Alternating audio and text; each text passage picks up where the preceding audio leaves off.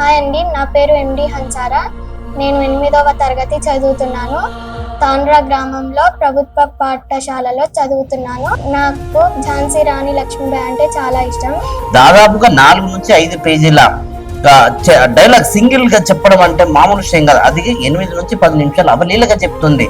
ఏ భూమి పేరు చెబితే పులులు సింహాలు గుహలు వదిలి బయటికి రావో, ఏ భూమి పేరు చెబితే శత్రువుల అరికాలి కింద భూకంపం పుడుతుందో, ఏ భూమి పేరు చెబితే తెల్ల దొరల గుండెల్లో భయోత్పాతం చెలరేగుతుందో, ఆ పవిత్ర భూమి అయిన ఈయన ఝాన్సీని కాపాడుకోవలసిన బాధ్యత ఈయన భుజస్కంధాలపై ఉంది.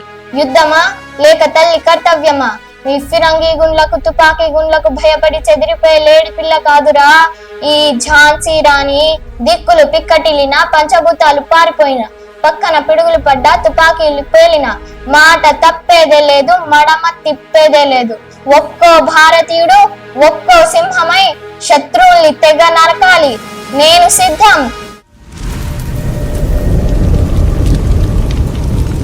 ముఖ్యంగా నీకు ఎవరు గైడ్ లైన్స్ ఇచ్చారు, ఎవరు ఇన్స్పిరేషన్ చేశారు, ఎవరు ప్రోత్సహించారు, ఎలా ముందుకు తీసుకెళ్తున్నారు చెప్పు, క్లుప్తంగా చెప్పు.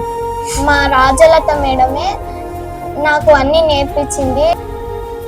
చాలా ఇట్లనో అవుతుంది. నేను ఫ్యూచర్లో నా గోల్ డాక్టర్ కావాలని, అయితే నేను కూడా వాళ్ళకి మంచి లైఫ్ ఇవ్వాలని, చాలా మంచిగా ఉంటుందని.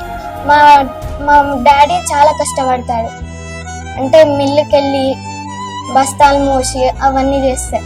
మా డాడీని చూస్తే మస్తు ఏడుపుతుంది.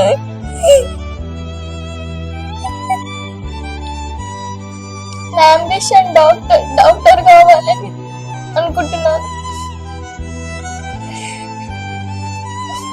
చెప్పు, పర్లేదు చెప్పు. మీ అమ్మ గురించి చెప్పమ్మ. మా మమ్మీ మిషన్ కుడుతుంది. మా మమ్మీ కొంచెం టాబ్లెట్స్ వేసుకుంటారు. మా మమ్మీకి కొంచెం బాగాలేదు, హెల్త్ కండిషన్ బాగాలేదా? అయితే మిషన్ కుడుతుంది. మా మమ్మీ కాళ్ళ నొప్పులు చాలా ఉంటాయి. మిషన్ కుట్టలేక నా చేతన అయితే లేదంటే